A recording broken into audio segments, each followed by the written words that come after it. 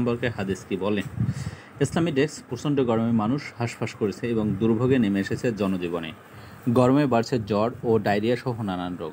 গরম প্রসঙ্গে হাদিসে যা বলা হয়েছে, হজরত আবু হুরায়রা রাদিয়াল্লাহু তাআলা আনহু থেকে বর্ণিত, রাসূলুল্লাহ সাল্লাল্লাহু আলাইহি ওয়াসাল্লাম বলেন, জাহান্নাম তার রবের কাছে অভিযোগ করে বলল, হে রব, আমার এক অংশ অন্য অংশকে খেয়ে ফেলেছে। মহান আল্লাহ তখন তাকে দুটি নিঃশ্বাস ফেলার অনুমতি দেন, একটি নিঃশ্বাস শীতকালে এবং আরেকটি গ্রীষ্মকালে।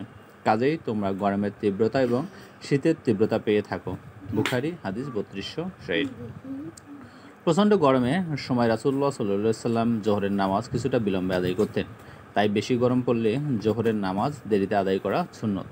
এ প্রসঙ্গে হযরত আবু যার রাদিয়াল্লাহু তাআলা আনহু এক সফরে আমরা রাসূলুল্লাহ সাল্লাল্লাহু আলাইহি ওয়াসাল্লামের সঙ্গে ছিলাম। একসময় মুয়াজ্জিন জোহরের আযান দিতে চেয়েছিলেন।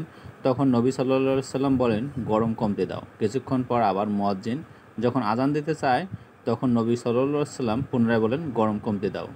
এভাবেই তিনি নামাজে আদায় এত বিলম্ব করলেন যে আমরা ঢিলাগুলোর ছায়া দেখতে পেলাম। অতঃপর নবী সাল্লাল্লাহু আলাইহি ওয়াসাল্লাম, গরমের প্রচণ্ডতা আসে জাহান্নামের উত্তাপ হতে, কাজেই গরম প্রচণ্ড হলে উত্তাপ কমার পর নামাজ আদায় করো। বুখারী ৫৩৯। গরমের তীব্রতা মূলত জাহান্নামের তীব্রতার কথা স্মরণ করিয়ে দেয়। তাই প্রচণ্ড গরমে জাহান্নামের কথা স্মরণ করো এবং মহান আল্লাহর কাছে জাহান্নাম থেকে মুক্তি আদায় করা উচিত। আসুন সুপ্রিয় বন্ধুরা, এই তাপদাহ থেকে বাঁচতে আমরা রাসূল সাল্লাল্লাহু আলাইহি ওয়াসাল্লামের যে হাদিসটি আছে সেটি আমরা লালন পালন করি এবং এই গরমে এই তাপদাহ থেকে মুক্তির জন্য বেশি বেশি করে গাছ লাগাই, যার ফলে আমাদের কি পরিবেশটা একটু শান্ত থাকবে।